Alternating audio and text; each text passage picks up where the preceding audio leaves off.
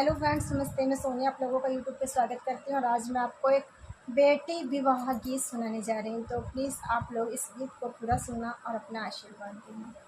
ब्रह्म जी ने सृष्टि जो रचाई न होती, ब्रह्म जी ने सृष्टि जो रचाई न होती, तो बाबुल की बेटी पराई न होती, तो बाबुल की बेटी पराई न होती।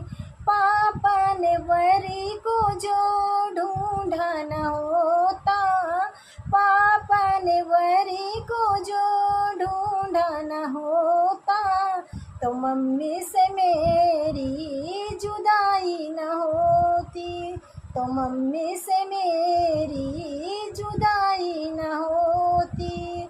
ब्रह्म जी ने सृष्टि जो रचाई न होती, तो बाबुल की बेटी पराई न होती।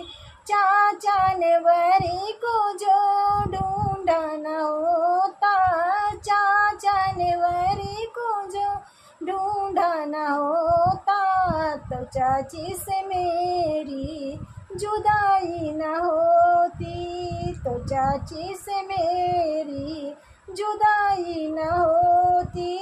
ब्रह्म जी ने सृष्टि जो रचाई न होती, तो बाबुल की बेटी पराई न होती।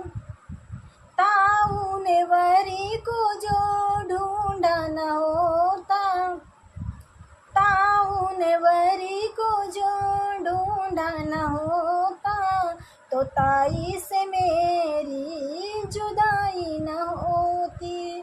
ब्रह्म जी ने सृष्टि जो रचाई न होती, तो बाबुल की बेटी पराई न होती।